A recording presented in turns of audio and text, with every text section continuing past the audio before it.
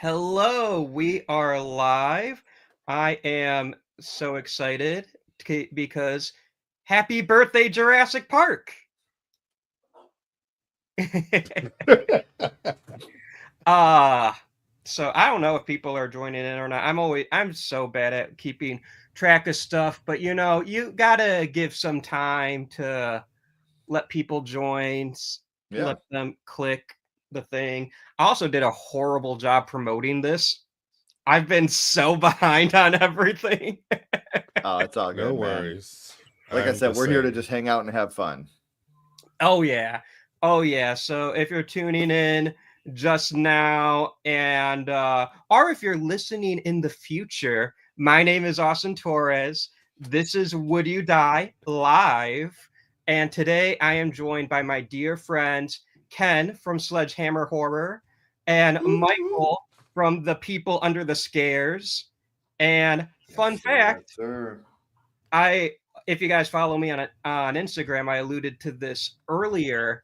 I've been on both of your guys' shows to talk about Jurassic Park. Yes, sir. Yes. That makes me so happy. Yeah. So much so we've told everyone that's wanted to do Jurassic Park, it's Austin's franchise. We can't have anybody else on here for Jurassic Park movies. Right. Ken, I have a question for you. Has anyone else picked Jurassic Park for my first horror movie? I think I've done 2 other episodes on it. And 1 episode on the Lost World, actually. Okay, that's iconic. I like that. Yeah. No third one? Jurassic Park 3? No, I wouldn't have them on the show even if they did. I'd be like, no, never mind. We're done here. So what I'm hearing is I gotta go on in defense for Jurassic Park 3. Dude, let's do it. Let's fucking do it, Austin. I would do that in a heartbeat. Defend Taya Leone's character. Rewatching it yesterday, I was like, you know what? This probably would be me in this situation. What's a bad idea with the mega? That's one of my favorite bits. I think I could successfully defend 5 of the 6 Jurassic Park films. Okay. Bravery, my friend. I'm not going to touch Dominion, not with a 10-foot pole. That's the most recent one with the locust. That's the most recent one, right? Yep. Really? See, I didn't mind it. I didn't think it was great, but I didn't think it was garbage either. Like I thought it was just okay. Like I've seen worse movies than that for sure. Okay, yeah, I agree with that. And I remember when it came out, people were like, "Hey, this is an insult to cinema." And I'm like, okay, that's really mean. That's really harsh. But I don't think it was that bad. But I will say it is my least favorite out of all 6. I mean, yeah. That's fair. The Locust, I was kind of like, what the fuck is going on? Anytime you insert locust into a horror film, like look at The Exorcist 2. That's like the kiss of death. When you put the locust in a horror film, it's like, fuck. That's like the literal jumping the shark of a horror film. I'm just gonna start saying "flying the locust." That franchise flew the locust. You know, that's what they did. They're the locusts.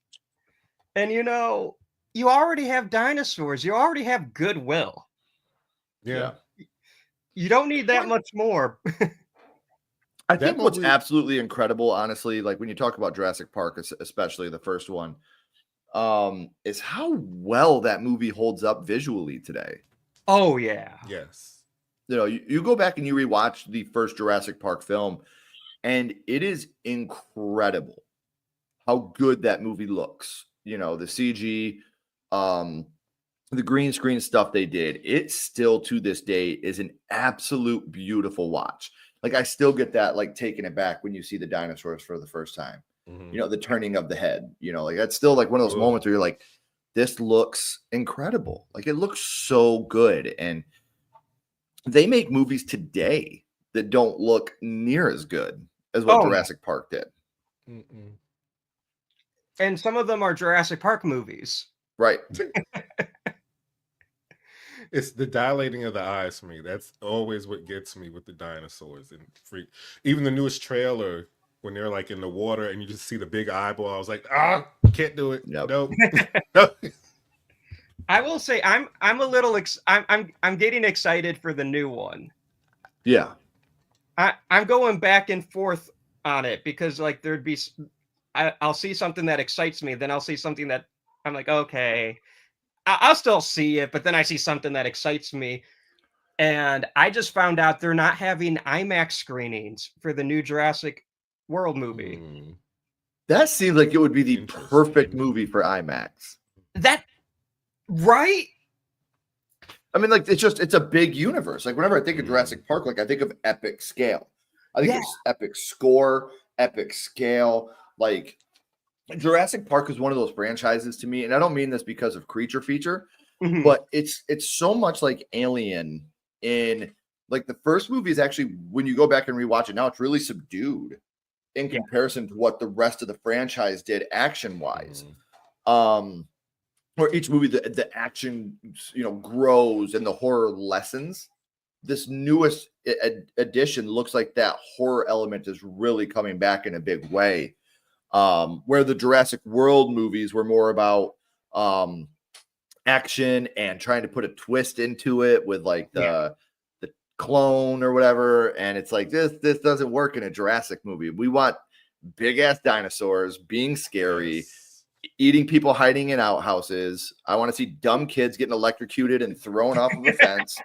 Like this is what I want in a Jurassic movie, man. Because as a kid, that moment was so intimidating. When they're climbing the electric fence and you're like, oh my God, is he going to make it? Is he going to make it? The anxiety that came along with that as a kid, because, we're young men watching this peer, this other young boy, and we're like, oh my God, is he going to be okay? Is he going to be okay? Please let him make it. And, you're literally like anxious counting the seconds while he's on that fence and he can't jump. And you're like, jump, you fucking idiot. Yeah. It's not just dinosaurs that can kill you out here. There's also right. There's so much about the first Jurassic Park movie that like, even now as an almost 40-year-old man, it leaves me in awe at times at what they were able to do with the film, with the score, with Goldblum, tricky girl, like all the little one-liners that I remember from being a kid. That's a huge pile of shit. Like there's all these different moments in that movie that I think still hold up so well now. I definitely agree. I mean, I am biased. It is my favorite movie of all time. But I totally agree. I'm gonna highlight the chat a little bit because I always forget to do that.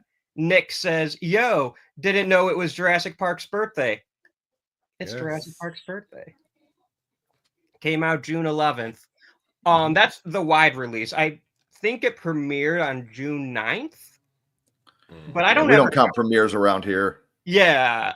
Like if I have I didn't have the opportunity to go see it because it came out in 93 and I was born in 94. But I feel like once I have I didn't mean it like stop. No. You stop. Adolescent fuck. My geriatric ass was there opening night. Bring on the dinos. But I feel like when a normal person like us, we get to go see it. That's the birthday, That's what I'm trying to say. Yeah, when it was open to the general public. Exactly. And Nick also says Jurassic Park 3 was better than The Lost World. ... That means I'm just kidding. I disagree with that take heavily. So do I, but I love the fact that Nick has it. You know what I mean? Like if we all agreed, it would be boring. The look of the Raptors, I guess, maybe more in part 3. And I like that they were really smart and they were actually in part 3.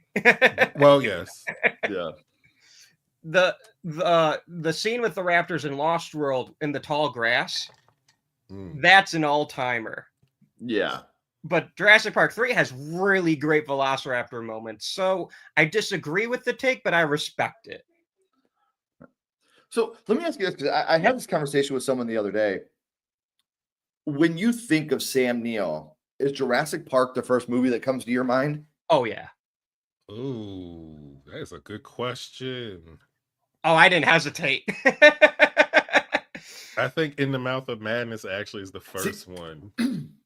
For me, it goes back and like when you say Sam Neill, I go right to either In the House of Madness or Jurassic Park. But I could see people saying Event Horizon. Event Horizon. I was just gonna say Event Horizon's another one. I think Event Horizon is probably the most impactful Sam Neill movie for me because that movie is two of my favorite horror franchises mashed together with Hellraiser and Alien. Yeah. You know? But I just feel like when we think of Sam, I think he's such an underrated horror actor. Mm-hmm. You know, when we talk about Sam Neill, we don't talk about how great of an actual horror actor the man is. Event Horizon, In the Mouth of Madness, Jurassic Park, Omen 3.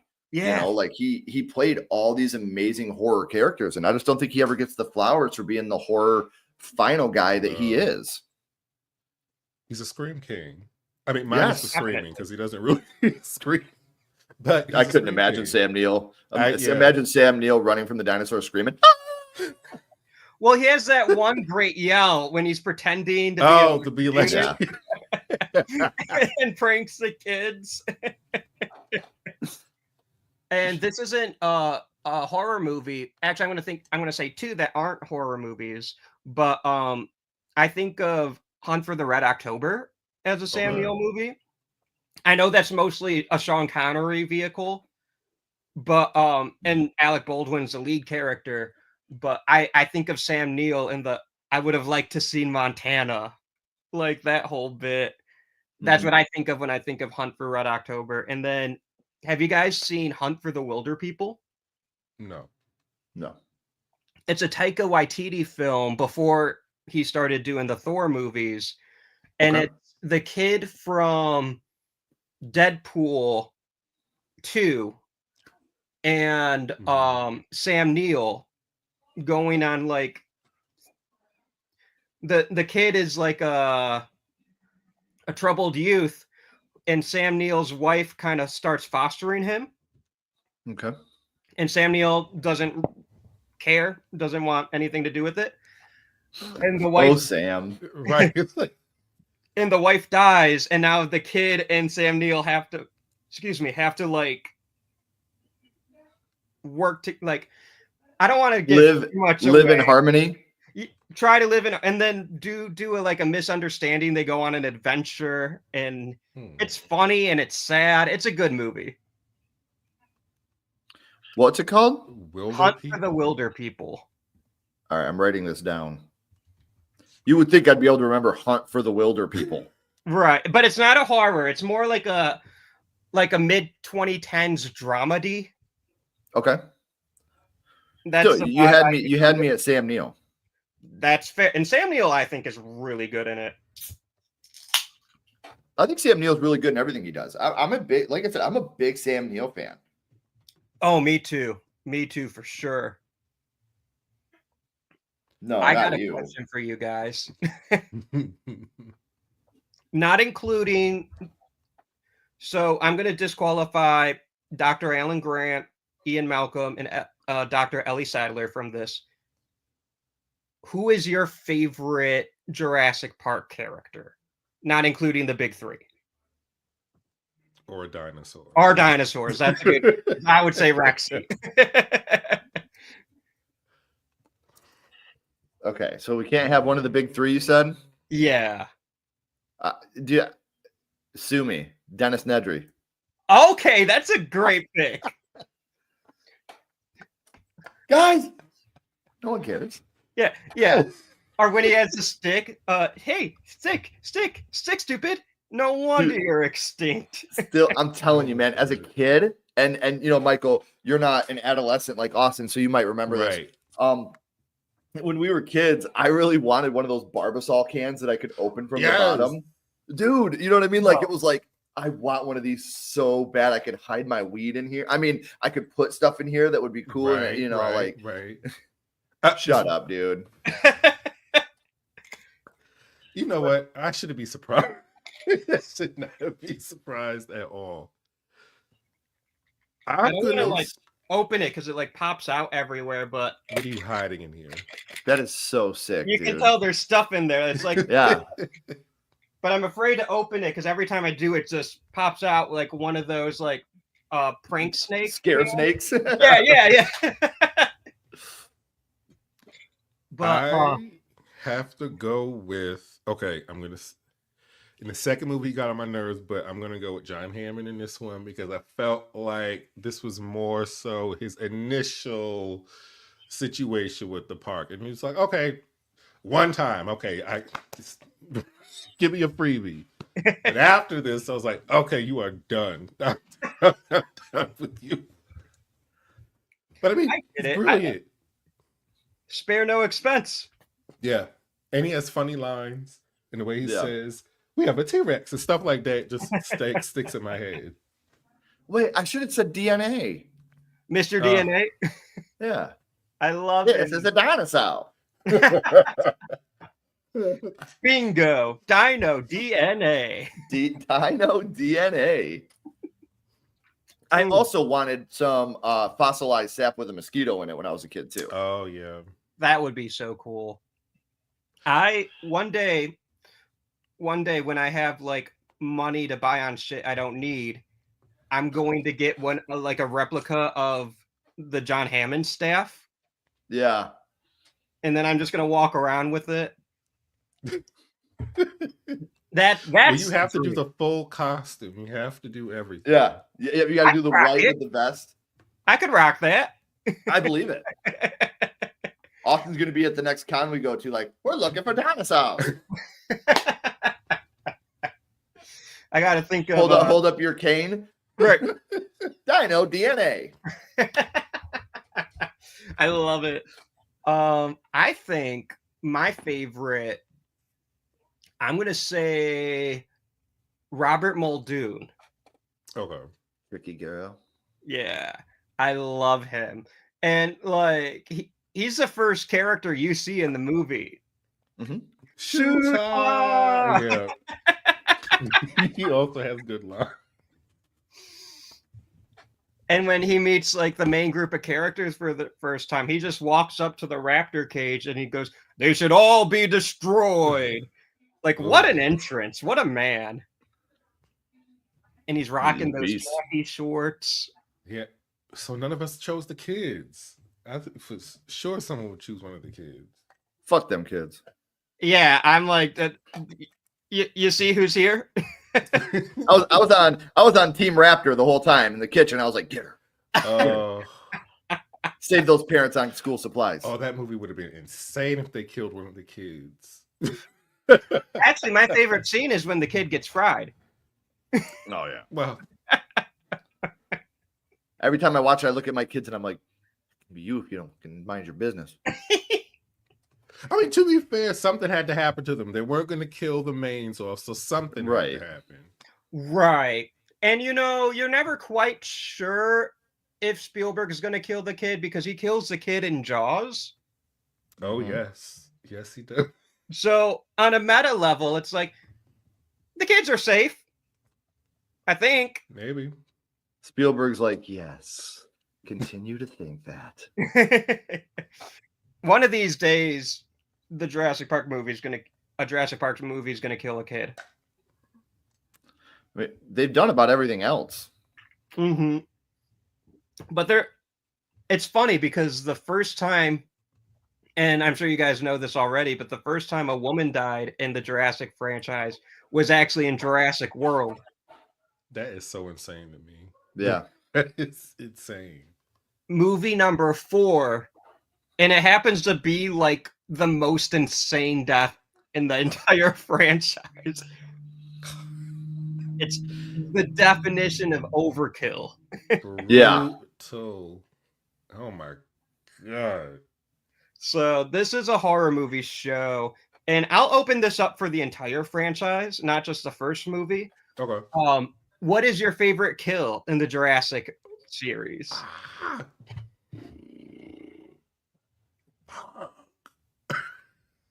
There's some bangers. Favorite. Okay. Yeah, I'm gonna have to think on this one. Ooh. Do you guys want me to go first? Yeah, go ahead. Lost World. When Eddie is in the car trying to save everyone else, and Mama and Papa Rex come, and then they go and recreate Lady and the Tramp. That was probably one of the more heartbreaking ones I think I can think of. Because he was a likable character, and he was saving the day. Yes. Right. And this is why you don't help your friends, kid. I learned that a long time ago. Oh, my God. Oh, this is okay. Surprisingly, none of the from the first movie. Okay.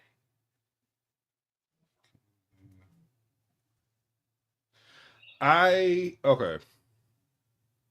I'm sure there are other ones, but I'm gonna go with the raptors in the tall grass just because we saw the raptors in the first movie, but this was the first time I got to like see them in action.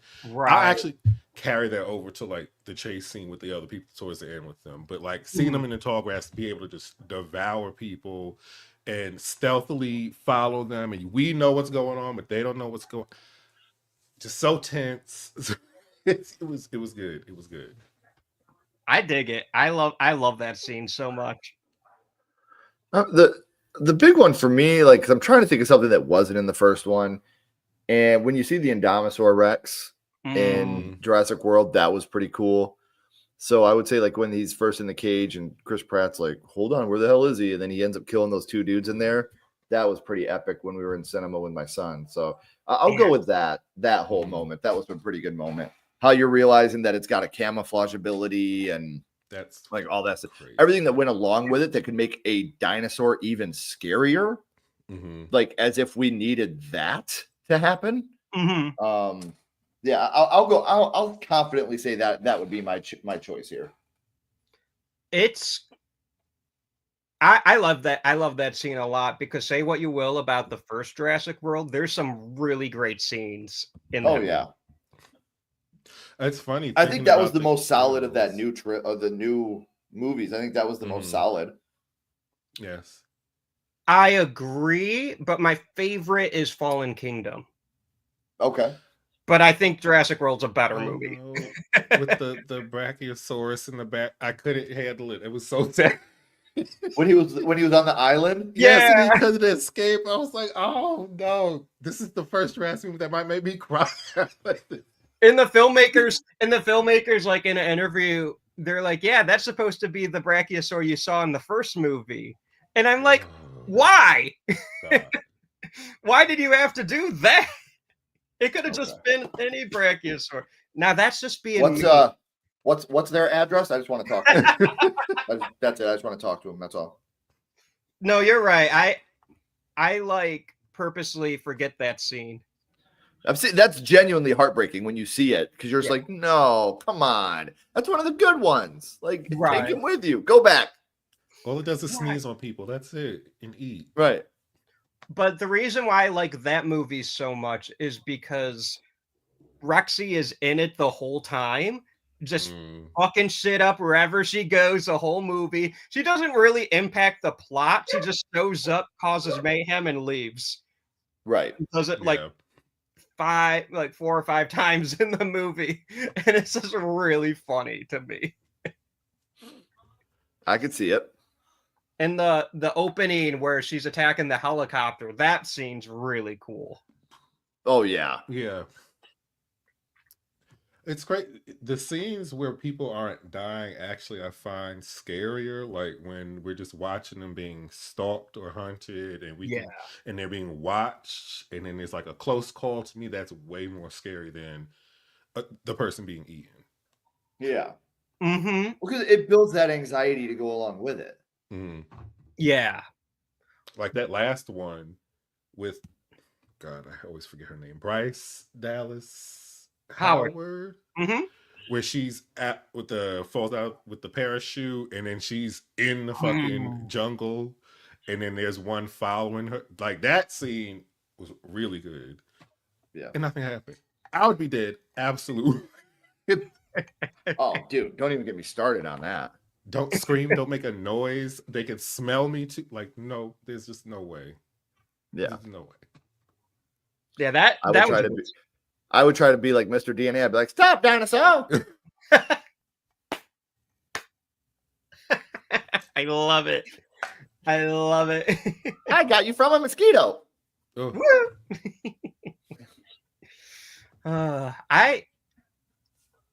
So you know how there are like certain movies where everyone knows like the most quotable lines, but there are some lines that you just say to yourself, and like they're obscure, but they mean. I don't know if Jurassic Park is a movie like that for you guys, but I'm sure you guys have a movie where it's like, oh, you know the most random of lines, right. and you just say it in your everyday life. Pee-wee's Big I'll say it to Adventure. myself. I don't know. I It quote depends on the Pee-wee's line. Big Adventure at least once a day at some point. Everybody Whether whether it's it's fucking movie. I have to see this movie. You've never seen Pee-wee's Big Adventure? No, Bobby talks about this movie all the time. It's the only movie I've said is the perfect movie. I love that movie so much, honestly. Mhm. The only non-horror thing in my background is Pee-wee. But that one moment gave kids nightmares. The Large you know- Marge? yeah, Yeah. Oh, yeah. Right. This stuff. Like you got that scene. I'm a loner, Dottie, a rebel. I say that all the time. There's no basement in the Alamo. I say that all the time. There's so many more. Like I genuinely think that's my favorite Tim Burton movie. Like easily, hands down. I think it is the perfect movie. I dig it. When it comes to Jurassic Park, I always say to myself, like, he left us. He left us. Whenever someone leaves. And then, but that's not what I'm gonna do. I always say that to myself. What else is an obscure one that I say? Oh, the lawyer when he's like, so are these auto erotica? There are no animatronics in Jurassic Park. That line gets me every time. Yeah. And then I'm trying to think. I don't have a funny one. It's just I think we're back in business when she turns the power back. Just random stuff like that. It's be in my head. This might be a hot take. I think that is one of the best jump scares of all. Oh yeah. Oh, the raptor coming from behind? Definitely not expecting that. Great scene. Time. Yeah. That is a fantastic scene. Absolutely. And it's like, yeah, go ahead. You know the scene where they're in the car and they have the cup of water and they're causing the ripples? Do you know how they did that? I do. Do you want to say it? Do you, Michael? I don't know.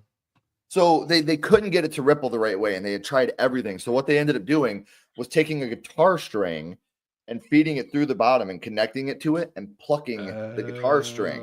And that would cause the vibration of the guitar string would cause the ripple to go through. That is fucking crazy. Yeah. Ashley and I, when Ashley and I were in high school, we took audio-visual class together. That's, me and her, we've been together 20 years and we did audio-visual production. And one of the things we did was we had a big deep dive into Jurassic Park as a class.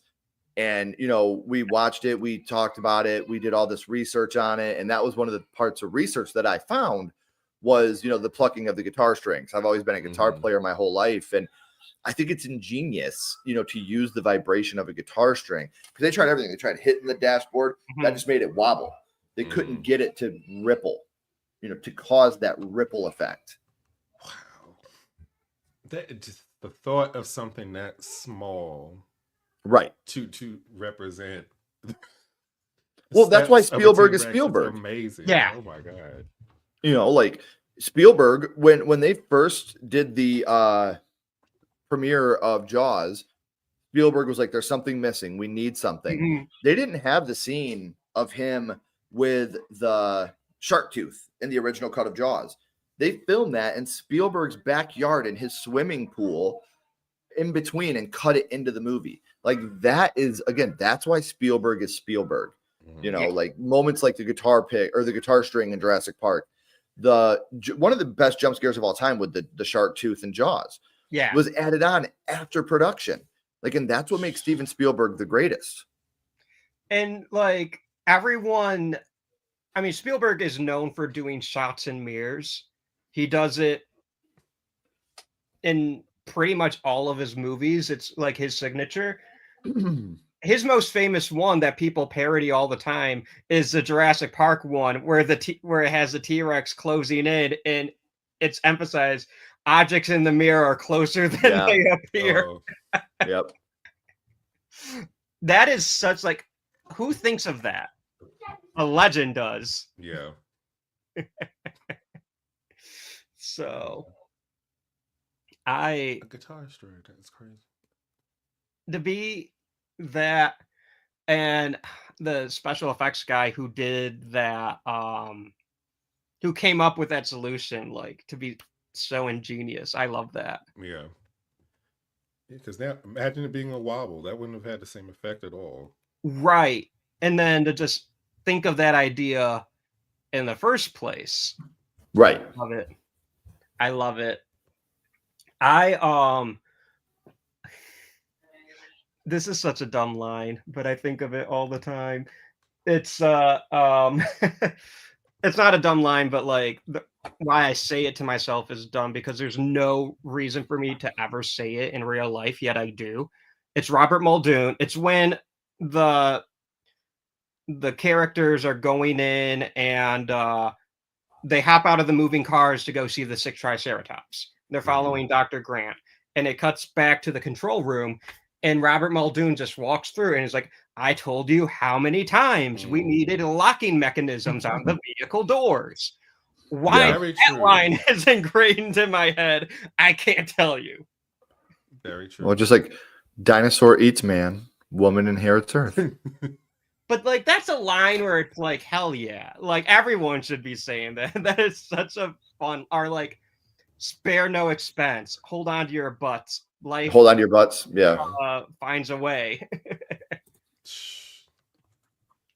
But yeah, it's very, I mean, everyone sings his praises for the visual effects and the direction and the music, as they should. It's a very good screenplay. Yeah. Oh yeah. Yeah. And I mean, hot take, Jurassic Park's a pretty good movie, as a pretty good everything. Mm-hmm.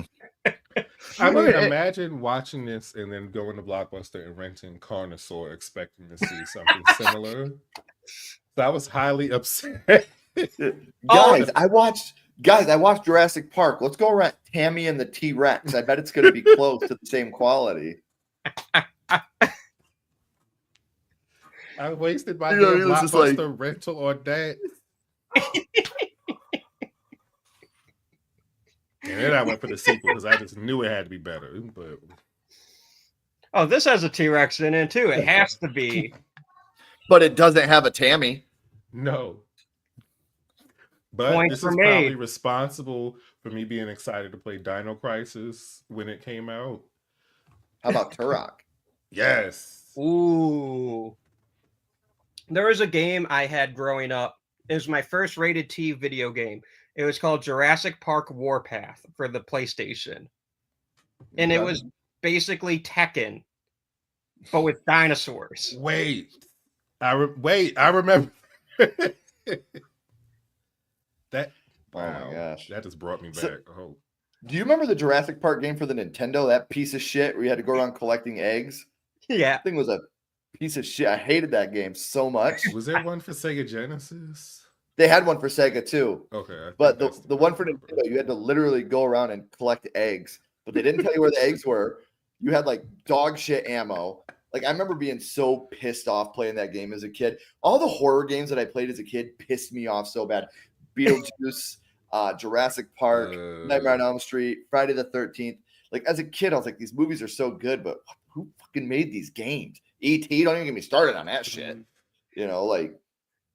You guys just reminded me of a memory I had from either last year or the year, I think it was last year.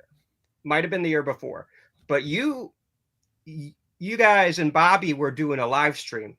I forget about what. I think it was like video games, horror video games. And I hopped on just to say hello, like in the chat. And then as I hopped on, like, I was just saying, you know what? I think they should make a Jurassic Park horror survival game in the style of like Until Dawn or The Quarry. And then the live stream ended and I just, went about my day. And like 10 minutes later, they announced Jurassic Park Survival. Wow. And because of you guys, I manifested exactly what I wanted. He was like, yes, I'd like my cut. Yes. Make it happen. So when that game... Give me the Austin Torres version, please. when that game does come out and I play it for the first time, I'm going to be thinking of you guys the whole time. Yes. Hell yeah. Oh, so it's going to be is it going to be decision based? Do we know any of the details about it?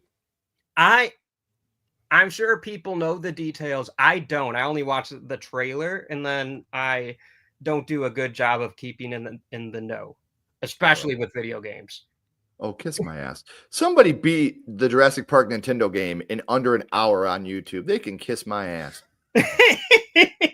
I did enjoy Alien 3, though. I did enjoy that. I never beat it, but I did enjoy that game. Dude, what I remember about that game was like, because I love side-scrollers. Always been a big side-scroller fan. Mm-hmm. And again, I don't think Alien 3 was bad. I just thought that the aliens themselves didn't look very good. Oh, no. Like, because you watch like Contra had some bomb ass aliens, man. Yeah. And for those that don't know, like, I'm such a Konami fan. I have the Konami Super Nintendo controller tattoo with up, oh shit, where am I going? Up, down, down, left, right, BA. I've got the whole, let me just go up here. I've got the whole Konami code tattooed on my leg. That is awesome. Super Nintendo controller. So like as a kid, that Konami code, the up, down, left, right, BA, start to get unlimited lives in Contra. Like that was my shit, dude. Like I thought I was a gangster when I did that for the first time. Like kids nowadays, they would do like the Grand Theft Auto shit. I'm like, how do you remember that? And then I'm like, oh yeah, up, down, left, right, BA, start. Okay, like that's still burned into my memory, And like Contra was the perfect Alien game. Like that to me was like the perfect interpretation of what Alien could be. But especially on the NES, there was so hard to find great horror games. They were all either fucking impossible or just nothing like the movie. Like that Jason game, people that beat that are witches. Like, I bet that they float on water like ducks because they're made of wood like a witch, so they can burn. I mean, our games back then were way harder than the ones that are out now. Way harder. Even if they are shorter.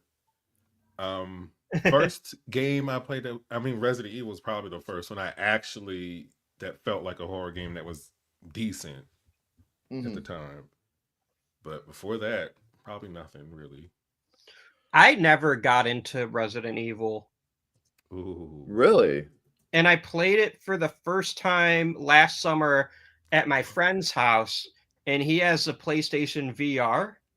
No thanks. Oh shit. Yeah, I didn't get very far. Nope, I'm good. A zombie ran at me, and I unloaded the entire clip into the one zombie. Paused the game, took off the helmet, and said to my buddy, I'm like, I think I'm done here. That sounds fun. Dude, so I'm looking at these NES horror games. Jaws, garbage. Stupid game. It was terrible. You just literally go back and forth. Ghostbusters. Holy shit, that game was awful. RoboCop. Ass. They were just trying to make money. They knew they were going to sell the game, so they were like, let's just Predator. Predator. Arnie was purple. Good camouflage in the jungle there, Arnie. Bright purple. But like for me, I think like even like with which one was I just looking at that was like, oh shit, that game. Because these are bringing back PTSD for me, man. No, you said they knew they would make money. And what's true about that is we didn't have the internet to watch reviews. Like you went out and you bought a Nintendo cartridge and you were like, and how else were they going to get you in? hey guys, come buy the new Yo-Yo game, or hey guys, come buy the new Freddy Krueger game. We're like, Freddy? That's very true. Krueger. You know, and then we went and bought it. We were like, it's all about experience. We just would buy, and then if it was horrible, it was horrible. That was just it. when I turned about, well, the Super Nintendo came out in, I want to say 90, what, 90? So I was about 4 when the Super NES came out. Let's see. Yep, 1990. We had a place in our town that was called Gamers Heaven. And you could go in and it was $10 and you could play a Super Nintendo or a Nintendo or a Sega Genesis or a Game Boy or whatever it was for a half hour, $10 for a half hour. Mm-hmm. And they had every game you can fucking think of. And so like you would go in and they'd have like, it's like almost like a video arcade, but it was with just Super Nintendo, Segas, everything. So they had like 10 of each. So sometimes you have to wait, but you could practice the games. And they had, I don't know if you guys remember this, but they used to have a magazine. It was Nintendo Power. Oh, they yeah. had a rack of Nintendo Powers. So we'd sit there and look up codes for each other while the other one was playing. And like that to me, that was our internet cheating. Yeah. You know, was trying to look up codes and which issue is it? It's the one with Mario on it. Motherfucker, it's Nintendo's. Mario's on all of them. Wow. I love that so much. I remember I had Nintendo Power growing up. And yeah. I didn't know where I was going with that. I'm just saying I had Nintendo Power. Way off of Jurassic Park, and that's my fault. I apologize. Well, that's because we were talking about the Jurassic Park video game. They have the capabilities now to give us an amazing game. And is it Would You Die if we don't go on some random ass tangents? Right. Right. This is an Austin live stream. We're going to talk about whatever we want when we want.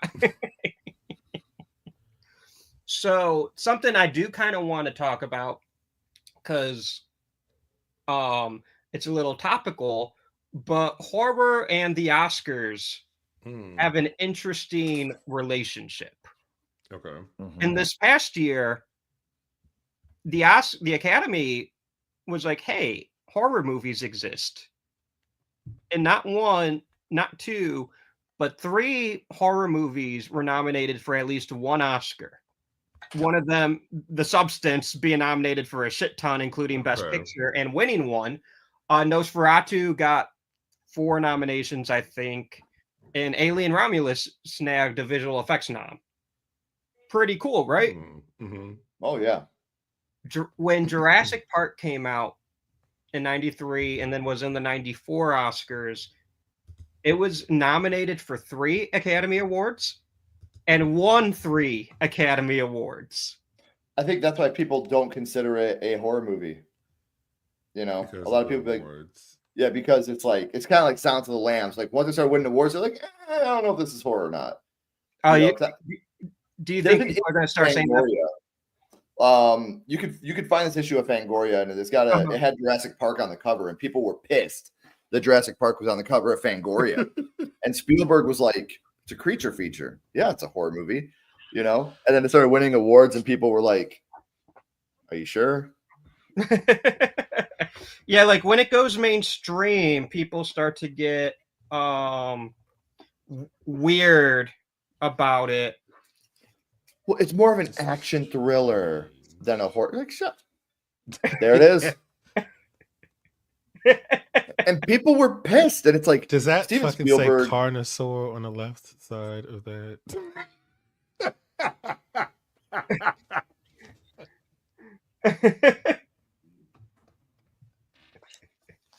But I mean, I could see Jaws being on the cover. It probably has been. I don't know. It was. That was the argument. Like, you can't bitch about, you know, Jurassic Park while defending that Jaws is a horror movie. Right. You know, I think that it's absolutely silly to say one is and the other isn't.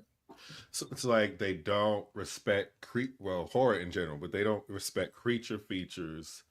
It seems like, especially. And it's sad.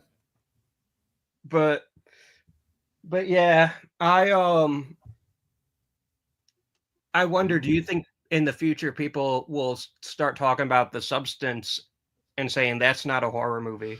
I wonder if people already might have. I was gonna say I wouldn't be surprised if people are already doing that. You know, well, it's more of a outlook on aging. Yeah, a horrific one. Yeah. That's why it's a horror movie. I think you can make the case that The Substance is the bloodiest Best Picture nominee. It's also a movie that Blaspheme. I know I wasn't a big fan of. That's cool. I'm not a huge body just like we just released our review for The Ugly Stepsister. You know, I wasn't a huge fan of that. You know, I'm not a super body horror guy. I don't know, like Ashley, all about it. Me, it's not my thing. I'm not a body. I'm more about, you know, the story than the body horror, which is fine. The Substance had a great story. I don't know what it was about it. It's just like I wanted to like it, obviously, and I'm glad that it was so successful because I would never want to see horror fail in any way. But it just didn't push the buttons like I hoped it would. That's fair. It's not your thing. Yeah. It is what it is. Trell Warren has something interesting. I wonder when will a straight up slasher type horror win an Oscar? And I would love to see something that good, worthy, basically to shut them all up. I would love to see them so uncomfortable during the ceremony when they're showing. I would love to see, you know, Dave, that, you know, like Terrifier 4 win Best Makeup and David receive it as Art the Clown, just up there with a horn, like. Oh, I remember people wanted. There was a group of people that were trying really hard to get the Clown Cafe song nominated from Terrifier 2. I'm excited. You know, like I think that the resurgence we're in right now with horror is great. I think horror is, look what Final Destination just did. Yeah, you know, like Final Destination just made bank, and it's like, hell yeah, you know, that's awesome, that's amazing. I'm just hoping that we can continue to get original horror as well. I think Sinners is going to kill at the Academy Awards. Sinners was, and it should. Great movie. That's another one I'm sure people are saying is not really horror as well, but yeah, they're going to start. But it's what it is. Right. It's I will say I enjoyed it, but if I'm going to watch a movie with vampires fight, I'm definitely putting From Dusk to Dawn on before it. I'm just going to say that, but I enjoyed it as well. For me, like, I feel like I'm like, there's something broken in me. I actually just had this conversation with Cody Leach and Kylie Roseanne from Haunted Hippie. Like, we had a 3-way phone call. And I don't fucking like anything anymore, man. Like, every movie I watch, I'm like, like, there's not been, even Sinners, I was like, yeah, it's good, you know, but like, I haven't had that movie that's just like blown me away. Like Jurassic Park. Know, like it's not, nothing. Or like, even like, you know, The Dark and the Wicked from 2020. You know, like that movie got me. But like every movie I've gone to see lately, I don't like it, and it's starting to piss me off. Like, I'm getting to the point where, like, can somebody please release something that I like just so I don't feel like a get off my lawn guy? Oh no. I can see that. Because like, I'm looking at the movies like Dangerous Animals, wasn't a huge fan. Ugly Stepsister, not a huge fan. Bring Her Back, loved it until the last 10 minutes. I was the biggest fan of that one. I'm looking through the movies we've reviewed this year, and I have to stop listening to, because everyone was saying, "Oh, it's gonna really fuck you up when you go in here, and you're not gonna be able to And so I'm expecting something to really like blow me away. Now there were some cringy scenes, but I was I have to probably tamper your expectations. Who is telling me this information? So if it's someone who just doesn't watch gory movies in general, I probably shouldn't be listening to them tell me, you know, what I'm going to be freaked out by when I go to the movies. Right. Yeah. See, I think the only movie released this year that I was really a huge fan of was Bloat. I haven't even heard of that one. Yeah, what's that? Yeah, it was great. I'll have to watch it. Yeah, I liked it. It had Ryan from the OC in it. It was pretty good. found footage. But it's this isn't a spoiler because they talk about it in the trailer, but it's in the same universe as Unfriended. Okay. Like, and they actually show a clip from when he's doing research. It shows a clip from Unfriended in there, and you're like, "Hey, I've seen that movie." So like that was a cool little. Cause we never watched the trailer before we seen it, but like it gets me so nervous because there's movies coming out this year that like the Black Phone 2 like looks so dope. Him, the new Jordan Peele movie. Holy shit, that looks great. So I don't know. It's just there's so much that I want to like that I'm just like bring her back. I could right now, I'm not going to because of spoilers and shit. I could tell you 3 different endings that would have fit that movie better than what they did. Yeah. And it's just like after the big oh shit moment happens, which again I won't say just in case anybody hasn't seen it in the chat or whatever. But after that big oh shit moment, the movie to me just made no sense. No sense after that. Once we end the stream, I'll tell you what my opinion on how it should have ended would be. But I'm going to answer some questions in the chat. Trell Warren asks, did Halloween 1978 get any awards? I don't know, but I know it wasn't any Academy Awards. Nope. Nothing big. That was not on the Academy's radar. And I would say not because it was a horror movie, but because it was an independent movie. Yeah. Now I think the Academy is getting better at finding indie movies. But in the 70s, yeah. Was it the Academy when we're just now hearing that they have to watch all of the movies? Yeah. Which I assumed was already happening. So that in itself, I'm like, who are these people? Yeah. Yeah. Whoopi Goldberg, I know you're one of them, but I want to know who everybody else is. How can you rank a movie you haven't seen? Right. It's yeah. But and this is a question I want to answer. Paul Draws asks, I know it's a boring question, but what's your favorite dinosaur? His top 3 is basic: T-Rex, Triceratops, Brachiosaurus. Nothing's wrong with the basics, my friends. No, not at all. That's a great top 3. I do not know the difference between a pterodactyl and a pterosaur, but I like a flying one. The ones from Jurassic Park 3, scary as shit. Oh, when the one does the head turn like he's fucking it's always the eyeballs. I just cannot handle it. Those I like Miss Mama's from the first one with the spit. Is it the Dilophosaurus? Yeah, I like that one. Third. I don't know why I don't like the really big ones. And I like the one with the skull head that rams into things. Pachycephalosaurus. Yes. I was a dinosaur kid growing up, if you couldn't tell. I would have never known. I'm gonna say I'm basic. I'm gonna go with the Raptor. I think that's just, to me, I'm a slasher fan, and there's nothing more slasher than like that raptor claw coming around or the breathing on the door. So I'm gonna go with a slasher here. Yeah. I think the scene when it opens the door for the first time, in the clawed hand, like that's scary shit. I am now craving green Jello. Get the shake. I love it's impossible for me not to think of Tremors when I see her. That's fair. Oh shit. Wait, did I know that? To be in like almost back to back 2 of the greatest monster movies ever. Yeah. Yeah, she's the pogo stick girl in Tremors. Oh my god. Now I have to watch Tremors again. Even for something like just shucks.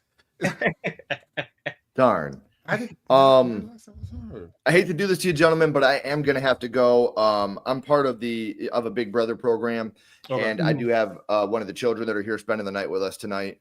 He comes and I've been a part of his life since he was in second grade. His name's Philip. He's a great kid. He comes and spends nights with us, so that way, he can still be a part of our family. So he's out there waiting patiently for me to come out and play with him. But I did want to say thank you guys for letting me stay on for an hour and hang out with you guys. I love you guys. You're like family to me, and I appreciate the opportunity to spend some time with you guys.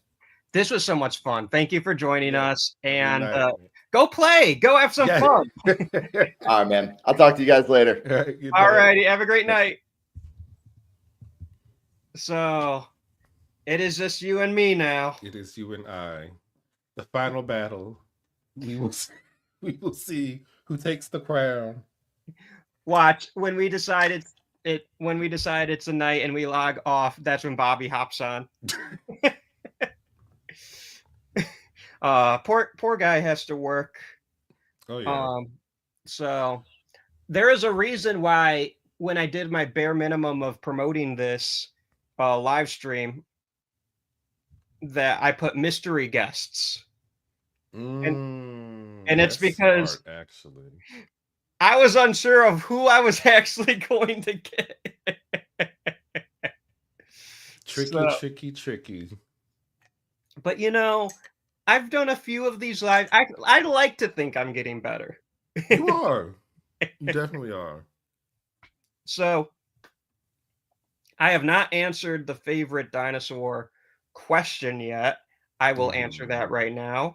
And Paul, we're going to be best friends because my favorite is also the T-Rex. Oh, yes. Has been since I was 3 years old. Okay, so what is it about the T-Rex that is your favorite? I was 3 when I said it was my favorite. No. Well, actually, I said that as a joke, but it's probably true. It's the one that just fascinated me when I first watched Jurassic Park. Back when I would Trell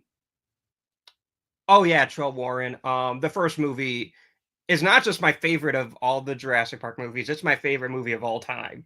So to answer that, but yeah, I would watch and rewatch my VHS of Jurassic Park like all the time, and I would especially like finish the T-Rex breakout scene, rewind, watch it again, rewind, watch it again. I know that scene like by heart. Yeah, I mean, because it's the first moment we really get to see the horror in this situation. Yeah. And they built it up so because we don't really get anything crazy happen. Well, we get the beginning of the movie, but even that's not that crazy. Stretch. Yeah, we didn't see anything, and then for us to see the T-Rex and then see it for real, and it doesn't look like shit. Right. And it I'm trying to think of a movie since then that has like revolutionized shit, and it's really difficult for me to think of one since then. I would argue Avatar. Okay. I would say that at least in the visual effects world, Avatar was extremely revolutionary. Maybe Rogue One, the Star Wars movie. Star Wars. Okay. Because the original Star Wars for sure, but that's before Jurassic Park. I'm thinking Rogue One only because they did like some necromancy shit in that movie, which I hate, but that is technically revolutionary. They've never brought back like not to that degree, and for it to be like Peter Cushing who died in 94, now he's in a movie in 2016 through okay some dark wizardry computer shit. and they've done it multiple times since. then. Yeah. I'm not gonna point any fingers. Alien Romulus. They did. They But like, definitely oh, that makes me so uncomfy. But actually, the director of Rogue One, he's directing Jurassic World Rebirth. Oh. And that's the reason why I'm excited for the new Jurassic. Well, and I'm excited for that because I never really know where they're going to take it to make it different or better than the last movies. I like the idea of this is, again, another island, and this is where all the reject dinosaurs were sent to. And I was like, oh, that's interesting. So the ones that they didn't think were like pretty enough for the public to see. And so when I saw that trailer, I was like, oh, okay. They went a different route than I thought they would, and so I'm interested. And I appreciate that. Mm-hmm. And there's a T-Rex in it. I'm cool. There's cool. some kind of Rex, and I don't remember the name. It's some kind of Rex. Oh, a D-Rex, they call it. I've seen the toys. It looks interesting, but I just feel like it's going to be well directed.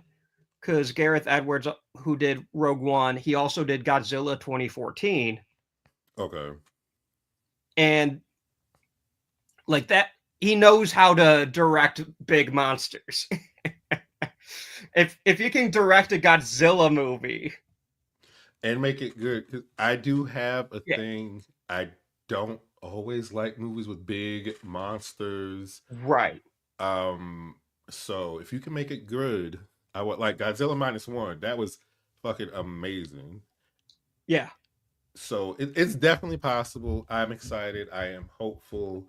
I like the fact that we're going to get a little, seems like more action in this. And you know, I'll say I really like picking Scarlett Johansson to lead, because at first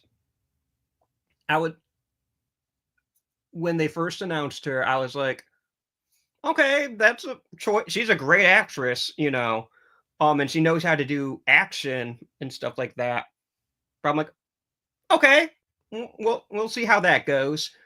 But then I start seeing interviews with her, and she keeps like glowing how excited she is. Yeah. Like Jurassic Park was one of her favorite movies growing up, and she like would sleep in a Jurassic Park tent when she was little, and it's one of the movies that made her an actress today. And I'm like, oh, this is a fan. Yeah. It's she like looks like she was a badass from the trailer, so I'm here for it. Sometimes it's like when a big name actor like that gets added to your favorite franchise, at first you're a little protective of it, and then you see they're just as big as a fan. Yeah. It's like, okay, now. So what about Meryl Streep in the next Jurassic movie? If she goes, you know, I saw that opening night, and I saw it 9 times the summer of '93.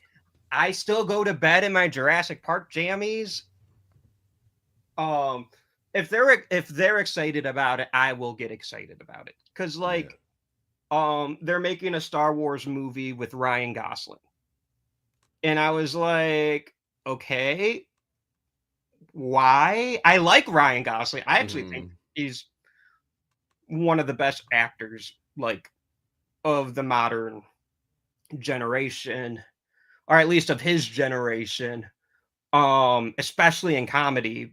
But I'm like, okay, he'll do a good job. He's Ryan Gosling. But I'm like, does he really fit the vibe? Is it the right? And then he goes to Star Wars Celebration in Japan this year, and he's like, yeah, growing up, like I had my Empire Strikes Back sheets growing up, and he's wearing like Never Tell Me the Odds hat that he had specifically made. I'm like, oh, he likes he loves it. Yeah, he loves Star Wars. Trell Warren. Yeah, seeing the dinosaurs on the big screen is just the surround sound, everything. I might have to go see this in 4DX, honestly. You guys were mentioning IMAX and it not happening. I might go see it in 4DX. I've never seen a movie in 4DX. It depends on the movie. So I went and saw Twisters in 4DX, Alien Romulus. Any movie where I feel like this stuff moving around a lot, I'm like, I'll go in 4DX and be in it. It's weird but fun at the same time. Well, part of me is just like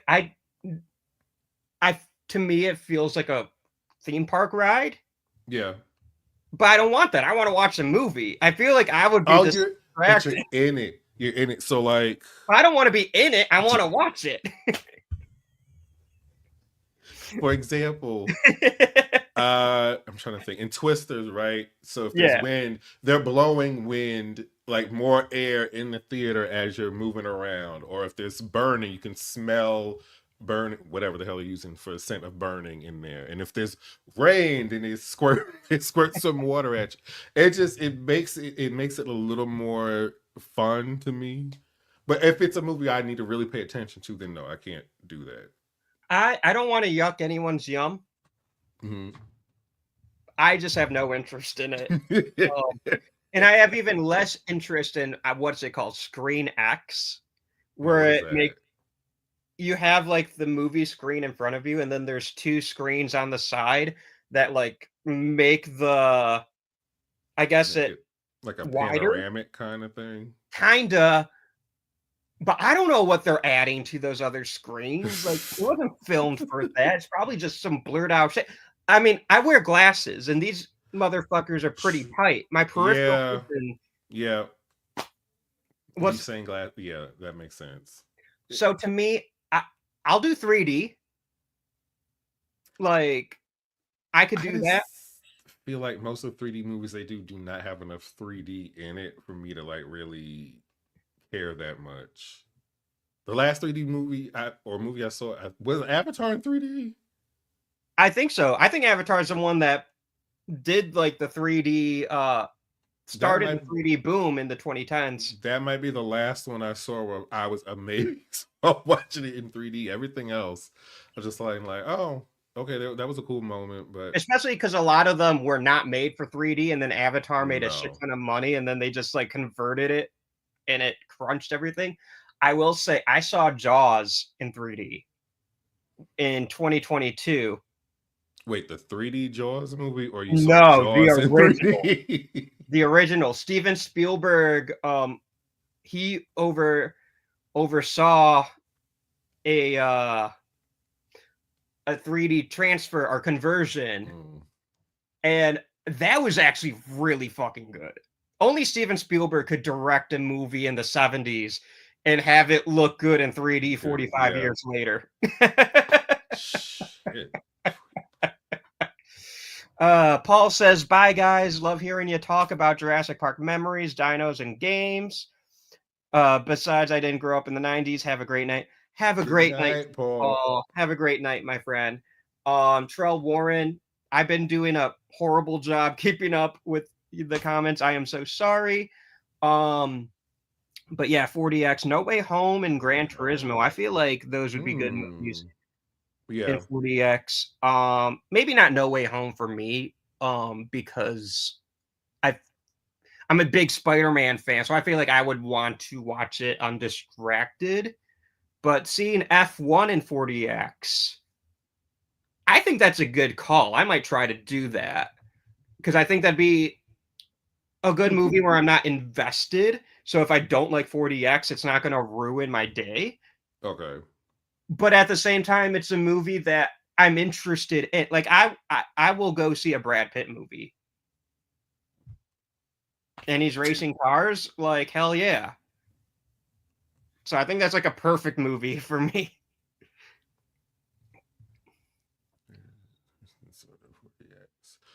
Okay, first, so it's like a second time in 4DX. Okay. That's fair. So do you know, because I'm assuming we're done with that trilogy with Chris Pratt and Bryce. So are they starting a whole new trilogy and this is just the first of it? From what I understand is they want to make this a new trilogy, from what I understand. Because I'm trying from the plot, they're trying to get DNA of specific dinosaurs. I'm trying to think what else could happen in the next 2 movies after that. I mean, as long as you got ScarJo, you can play with a lot. Like, but I think a lot of it depends. Yeah, soft reboot, sort of. I think that's a good way to put it. Like, it's going to respect the canon of the previous films. Mm-hmm. I don't think it's going to ignore the other Jurassic World movies, like how Jurassic World kind of ignored Lost World and Jurassic Park 3. Little tiny nods, but yeah, I'd say this is a soft reboot. I do think a lot depends on how well this movie does. Yeah. Which it's I'm assuming it's going to make $1 billion. Movie. It should just go watch it. In the Jurassic World movies, like, say what you will about them, they all made $1 billion. Mm-hmm. I mean, there's a built-in fan base regardless. Like, even if I think the movie's not going to be good, I'm still going to go watch it. Because I could be wrong. So, I to not watch it would be insane to me. But, right. I'm trying to think. I don't even know what question popped into my head just now. It just went in and went out. I'm not gonna say it right now, but I'll probably talk about it in private later. But I have an idea of where Jurassic should go. Okay, gotcha. But I'm going to keep that close to my chest because I got to tell it to Universal myself. You guys know what I'm saying? But the bat phone. Yeah, but God willing, when I direct a Jurassic Park movie one day, I gotta need to add a manifest lot of that death. stick. I need a lot of death. I need deaths of main characters that I care about. But everyone here, you guys will know when that day comes, it would be like, oh, that's what he was referring to in that live stream that one night. Mm-hmm. Oh yes. Do I think it will outperform Superman? I think I'll put it this way. I think Superman is the favorite in this matchup. Mm-hmm. I will bet on Jurassic World. I think Jurassic World's the underdog, but I think it will. I think it will outperform Superman.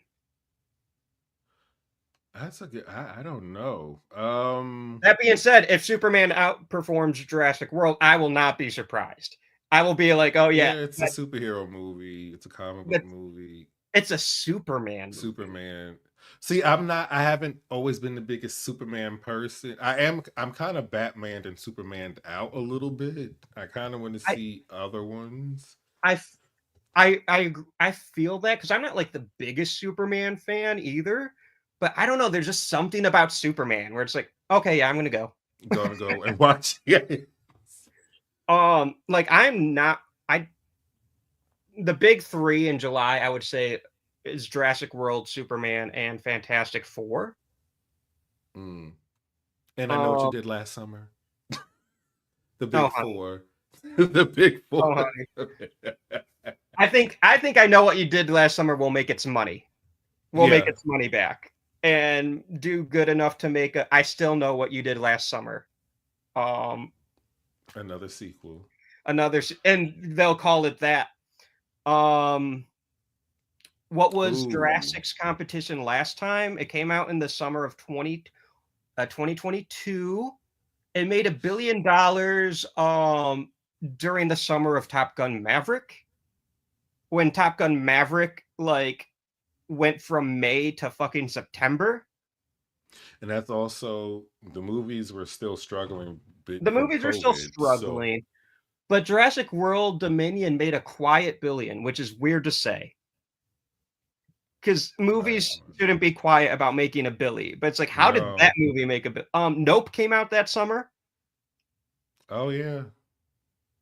But I think this Jurassic Park movie has a disadvantage from Dominion being the least critically and audience rated. Rated film of the franchise. I think the competition's tougher, and it's not in the IMAX.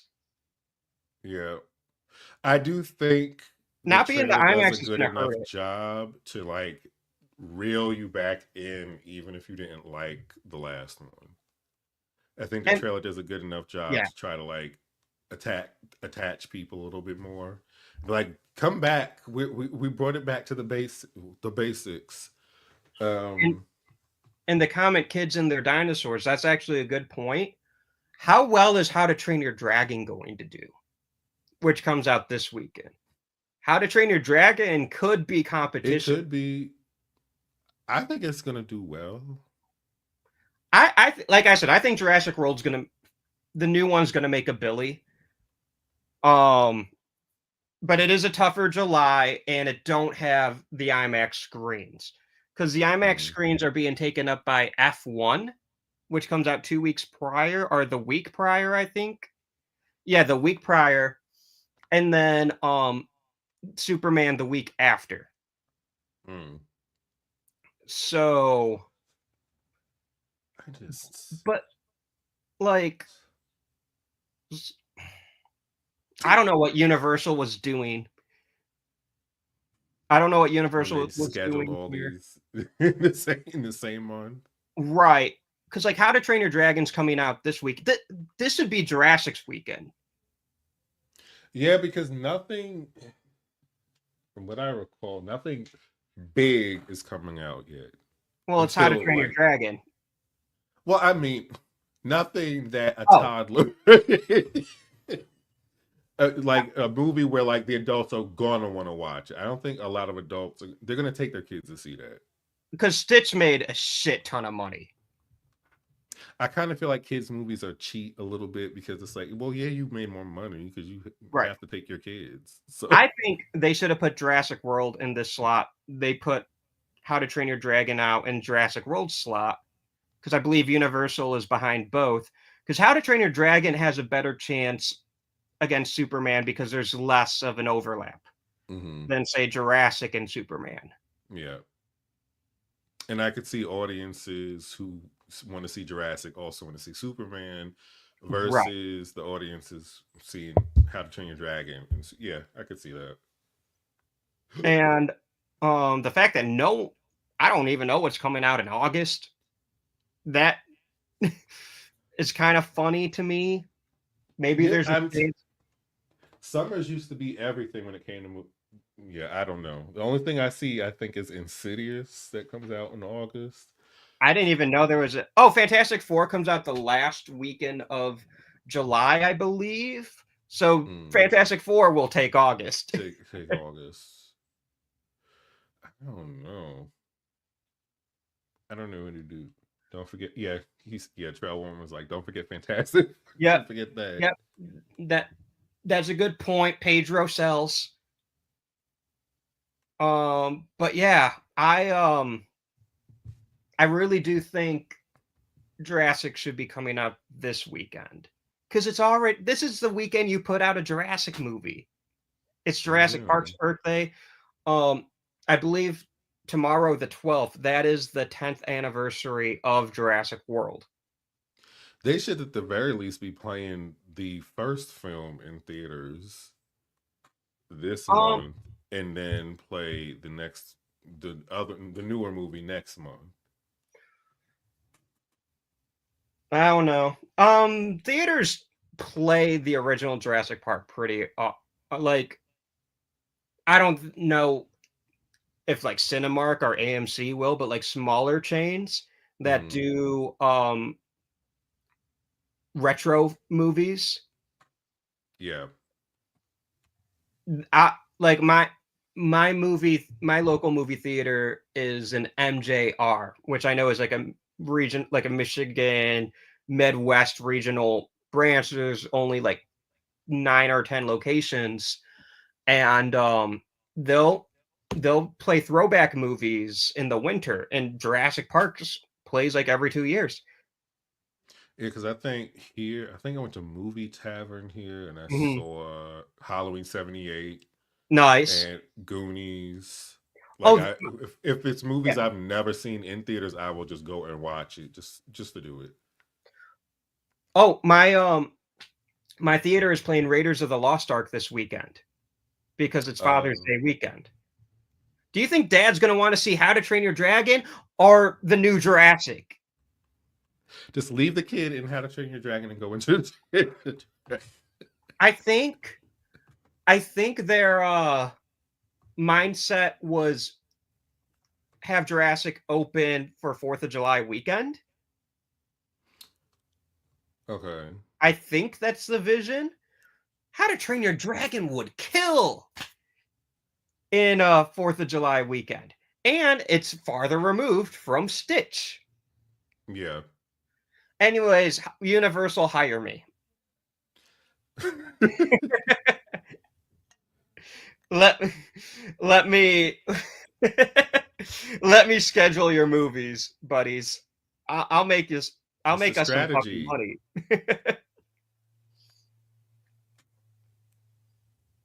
Okay, I know your answer is going to be yes to this, but Okay. I was thinking long and hard because I've always said I would never go to this park if it were opened. I would never do it. But if I'm being real with myself, if I haven't heard of any incidents of dinosaurs breaking out and killing people, I probably would go to this because it's dinosaurs. Like, when are you going to get a chance to see this? It's extremely dangerous. But I'm like, so are zoos, if you really think about it. So yeah. Do you ever see those like clips of like the lion scratching at the glass? Oh yeah, yes, it's like, yes. ah! It's I've been to the zoo. There was a tiger just staring me dead, like just fixated on me. If these things broke out, it would be a problem. Even a gorilla, which is one of my favorite animals, but even if a gorilla there was got a out, pretty big incident yeah, involving a gorilla, kind of changed everything. and those people who just go in the enclosures, I'm like, what? But that means somebody would do that at Jurassic Park. That's all. That just means somebody would do it. But that wouldn't be the park's fault. No, it wouldn't be the park's fault. No. But it'd be different. So instead of, well, no, that's a lie because I've seen videos of people getting snatched up by like lions and like the wild dogs, and yeah, we would see a raptor attack probably, or I'd go. I'd go. Here's what I'll say. I would want to say yes, but really, here's the thing. I'm poor. I don't think I can afford to go. Let's take that out. Would you go like the lawyer in the first movie? We'll just have a coupon day because I'm not. If it's I'll go on coupon day. if it's a coupon day, I am going. I'll win like 2 tickets for me and a friend on like a radio show. That's the next movie. They win tickets to the park and shit gets crazy. And shit gets crazy. Joe Warren, you wouldn't go. I mean, that's not a crazy thought process because it is not at all dangerous. And let's take danger out of the equation. If it's like just opening, it's gonna be so crowded. Oh yeah, but see, that's okay. Well, that wouldn't be coupons because that's when you pay for the flash passes to cut the lines. I do feel like parks need to have adult days for one. Yeah, where it's just adults coming in. I don't know. Yeah, I don't like crowds either. That, but Universal, definitely. I'm not the biggest crowd fan either. So, and I'm supposed to be going in September to Universal. I'm not going to whatchamacallit yet. I want to devote a lot of time, PTO, to go and experience that whole new world. I want to go to the Dark Universe so bad. Mm-hmm. I told all my friends, because they have like a tavern or something in the Dark Universe. I want to get fucking wasted with the Wolfman. But it's like I gotta make sure I have enough days, because Right. everything else is just kind of like, okay, I hop on a roller coaster. I've seen all of the other shit basically, so that I want to spend maybe 4, maybe 5 days, because and you got to save up your money. Money is a huge thing. Also, you're going to be walking and standing for God knows how long every day. And I feel like you would have to drink a lot just for the Wolfman to get tipsy. Maybe. And I'm trying to get wasted with the Wolfman. That's the after hours party. Like when the park starts to close and you only leave the tavern open, that'd be perfect. And then the park staff is going to be like, sir, we're going to have to ask you to leave. This is a family-friendly location. And then I'm gonna have people who live there. I'm like, you guys live here, so it's probably like nothing to them because they've probably always been able to go. Right. I'm jealous of people who live there because it's like, oh, I want to go do something. Let me just go get a ticket to go do Dark Universe for the day. Hey, I'm kind of bored. You guys want to go to Jurassic Park? Like, how amazing would that be? Yeah, it's like the 9th time I've rode the Velocicoaster this summer. I mean, because it's kind of like living in New York. You're like, I go to the fucking Statue of Liberty for what? Right. I don't need to see that. For what purpose? Exactly. It's like, hey, do you ever go to Central Park? Why? I don't want to see no tourists. Like, I'm trying to think of like the things in Michigan where it's like, well, yeah, like I live here. Yeah. I mean, don't y'all? No, that's Ohio. I'm thinking of theme parks, I think. Well, we have Cedar Point. That's the one I was No, that's in Ohio. That's in Ohio, but like it's close enough to where I am that I can go whenever I want. So yeah, we have Cedar Point. I am not a fucking Ohio person. I'm a Michigander. I have to make sure. But Cedar Point's really cool. Like it's close enough that we can go there easily. Have you gotten on the Jurassic Park ride at Universal? I got a story. Oh. I got a story. I have been multiple times. So growing up, I was very fortunate that my grandparents would take my mom and I to Universal, and the 4 of us would go to Universal every so often, and Disney. And they were like big trips. So we went, I think I've been on 4 trips, maybe 5, because one of them happened when I was a literal baby. I don't really remember it. But once when I was like 4, once when I was like 12, once when I was 17. Okay. And then the last time we went was in 2017, and I was I just graduated college. It was my graduation present. Okay. And this is the one I'm referring to because it was one of the best trips I ever went on, because especially at Disney, when in our part at Disney, they make you get those like magic bands or whatever. And mine was a Boba Fett magic band. And my grandpa hooked his credit card to it. And he says, listen, I don't want you buying any toys or souvenirs with it. I said, okay. He said, it's for food and drinks. And then he looks at me, he's like, drinks. So I don't think I was sober that trip. And it was so much fun. My mom and I drank around the world at Oh, I love Around the World. I've never done it before. And my mom let me have everything, but except when we were in Japan, I was like, I'm going to try some sake. And my mom's like, you've been mixing way too much. You are not having sake. I am not dragging your ass home. Oh So, but this is one of the best trips of my life. We go to Universal first. We go to Universal for 3 days. Because at the time it's only the 2 parks, and we land the first day, and one of them's like the day we land. So it's like really 2.5 days. But we land, we get to our hotel, we get to the parks, and my family is like, hey, we're gonna go get some dinner or lunch, or I don't remember. But we're gonna get some, I think it was dinner because we had margaritas. Because like I said, I was barely sober this trip. And then he's like, my family's like, what do you want to do first after dinner? And I'm like, I want to go to Islands of Adventure. Yeah. I want to go on the Jurassic Park ride. Yeah. That's what we're doing first.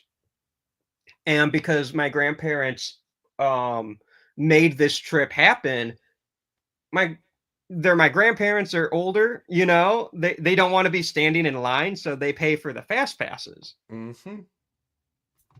It's 2017. Harry Potter World is brand new. Yes. You know what that means? It means no one's in Jurassic Park. Because this is before all the Jurassic World renovations. Yeah. So we go to the Jurassic Park line, and the normal line is like under 5 minutes. There's no one in the fast pass line. We literally walk to the ride and able to get on just like that. It should always be like that. I hate wait, especially when it's a ride you want to go on. You're like, well, I'm just gonna wait this hour and a half and just make it happen. My family go on it. It's amazing. We get off. I look. There's no one in the line. I say, "Hey guys, get back on." Yeah, we're going again. And they're like, "Okay," and we go. And then we get off. And I look. I'm like, "Hey guys," and we get on again. I did that with Men in Black when my first that time ride's going. fun. That ride's fun. It was literally like, okay, back in, back in, back in. Trail Warren, it's if you can save up the money and do it, just I would say it's worth it. It activates the kid in you. Definitely plan out what you want to do ahead of time, like know where you want to go, what rides you want to get on. I would say invest in fast passes. Comfortable shoes. You do want to plan, but be open for your plans changing. Oh yeah.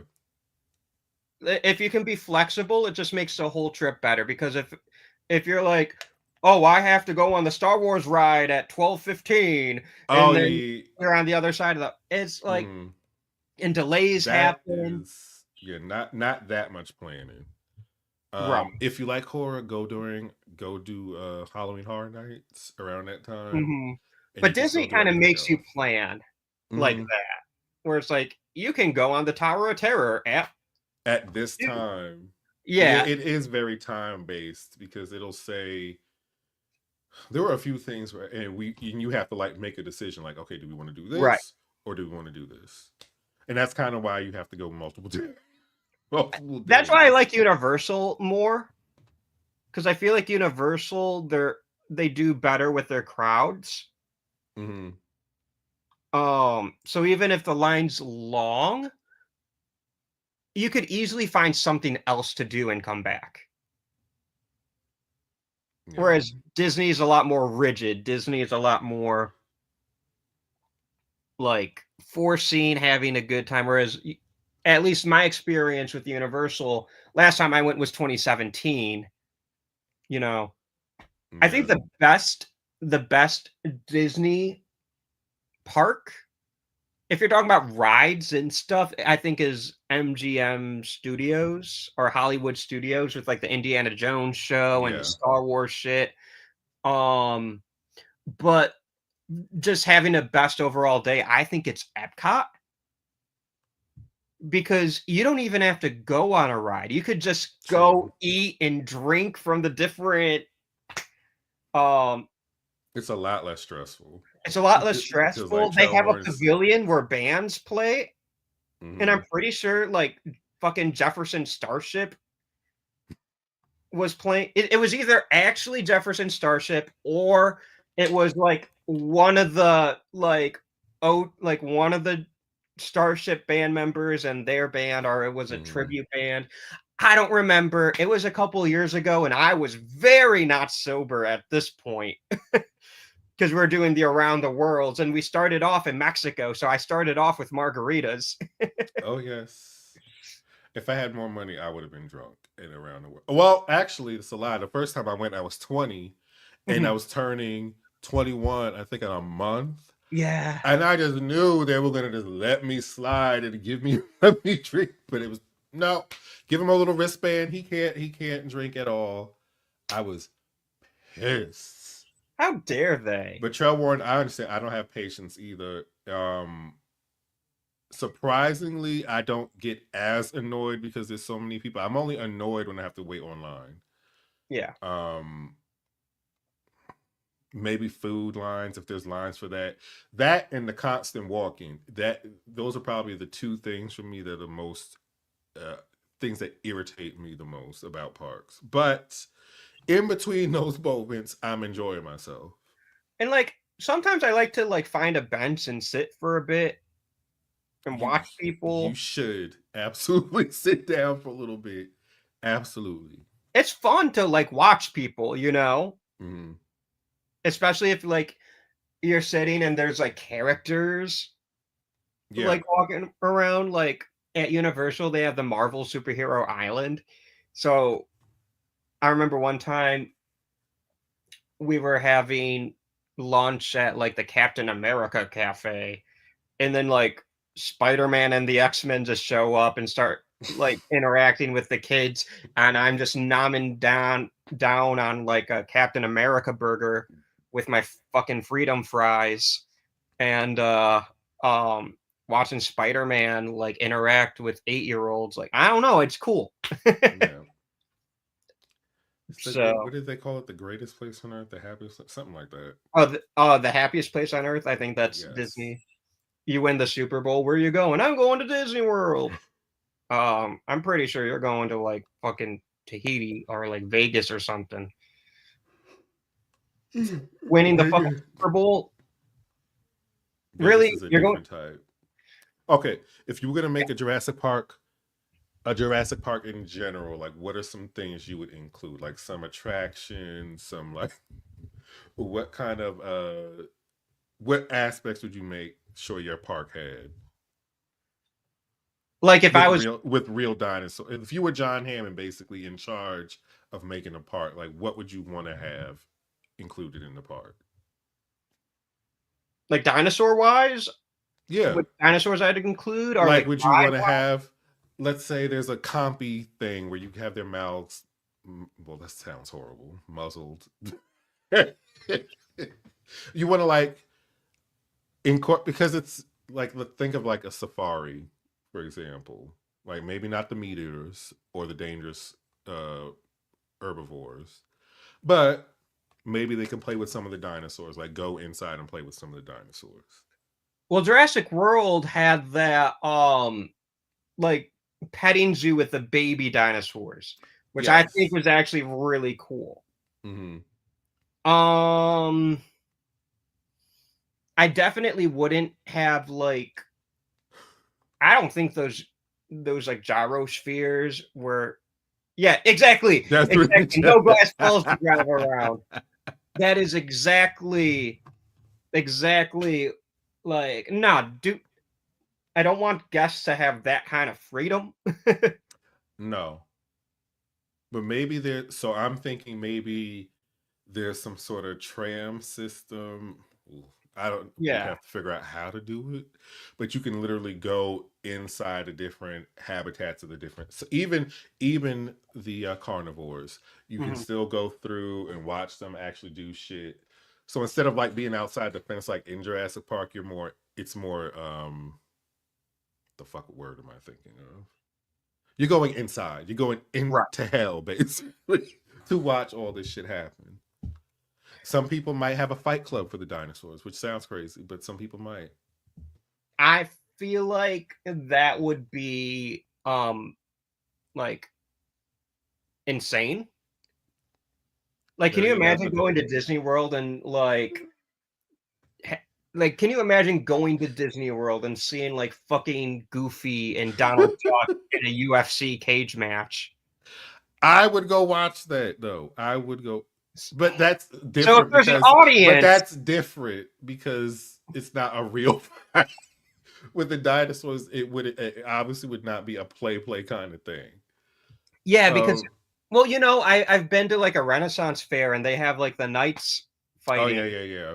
So it'd be like that, but with the dinosaurs, they wouldn't, you know, like one of them will die every time. Yeah. That's how dinosaurs fight. Yeah. Well, yeah.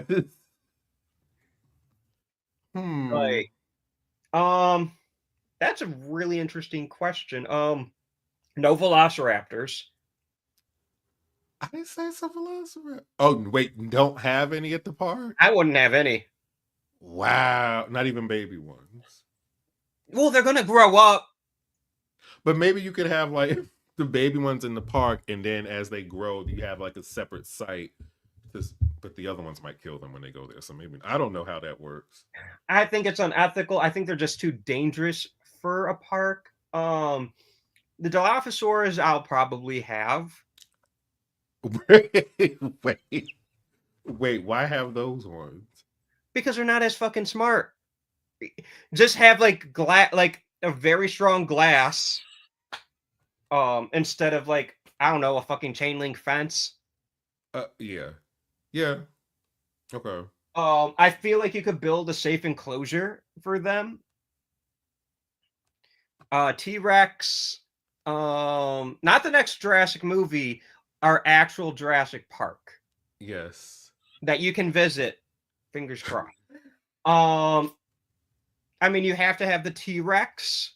Mm-hmm. I don't think I would have it as part of like the Jeep tour. Maybe that could be thinking like the high thing. Maybe it could be a Something system like, where it's too high for it to reach, even if you. right. But if it could be like a restaurant. And then have like a giant glass window and peer out, and then there's like and there'll be other places to view the T-Rex as well. Yeah. But I feel like that would be really cool, where you can have like lunch and look out the window, and the T-Rex is also having lunch. Both of you eating the same shit. Okay, there has to be some sort of moat thing. Yeah, there'll be a moat, right? Right. I would have amusement park rides. Because like, if the dinosaurs aren't being active, the kids start getting bored. Definitely a petting zoo. I think that's a really good idea.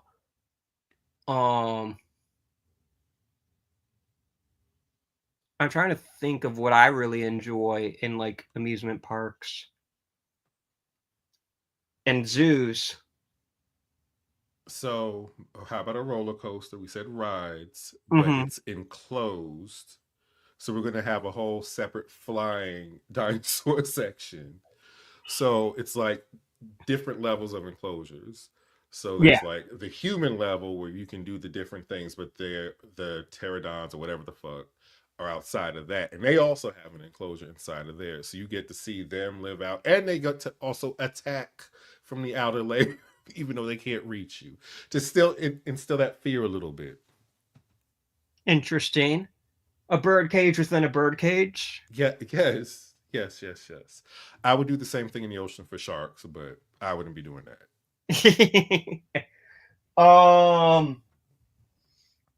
Something where you can like touch the safer dinosaurs would be like that baby petting zoo that World had. I think that's a really good idea. Disney's Animal Kingdom has that. Yes, Trail Warren roller coaster in the enclosure. Has that safari ride.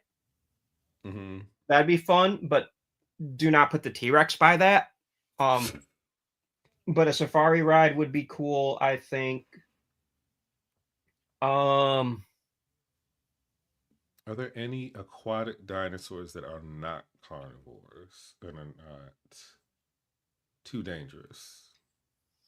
Well, I think they're all Because I'm thinking of carnivore. like dolphin shows and stuff, but Mhm. for dinosaurs, damn, all the water ones are Well, they have to carnivores. eat something. That it's not like Oh they're. well, I mean, well, it's true, but I mean, I guess they wouldn't be carnivores. They'd be pescatarians.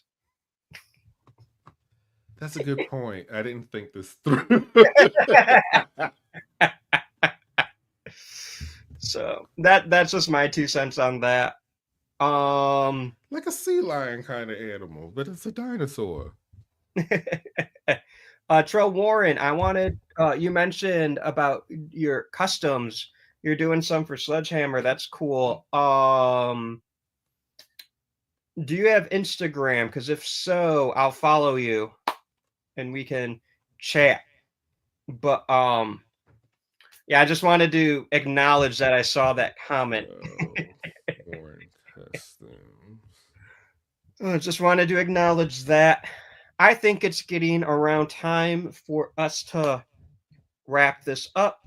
I think no expense was spared. I think life found a way. Hey, we're all clever girls. Yes, we held our butts. This was not a big pile of shit. No. But you know, as they say, when you gotta go, you gotta go. I'm gonna end it with people are dying. I love that line. That was I think of that. Will you please shut down the system? It's just it's not just that they're great quotes. It's that they are very good line readings. Yeah. Like they are just so fun to say. I just followed you, Trell Warren. So we'll chat soon. Enjoyed the stream. I'm so happy that you checked us out. This was so much fun. Mike, where can the people find you should you want to be found? If you are into horror or horror adjacent things, you can find me. I am one half of People Under the Scares podcast. Me and my buddy Bobby Torres. We have episodes coming out every Monday. We talk about horror movies, horror topics, random things. We're constantly disagreeing and arguing, but in a fun way. Yeah. For example, Final Girls, that really gets us going for every single time. Yeah, you can find us there. We are on Instagram at People Under Scares. And what episode number are you guys on now? We just finished 149, which was Bring Her Back. All I'm saying is your episode 69 was the last time you talked about Jurassic Park. Well, I don't have the number here in front of me, but 150, 151, 253. 153 will be whatever the fuck this movie is called. Jurassic, whatever it is. 153. And then we will have I Know What You Did Last Summer. And then we're going on break. So the new Jurassic you guys plan on covering? Yes, absolutely. We'll chat. We absolutely will. It looked too good or too interesting to like skip over it. And we're like, well, obviously if we're doing it, we're having Austin on. I'm in. So, alrighty, everyone. Have a great night. If you guys are listening to this after the fact, have a great morning or afternoon or evening or whatever. Just have a good whatever. Stay spooky.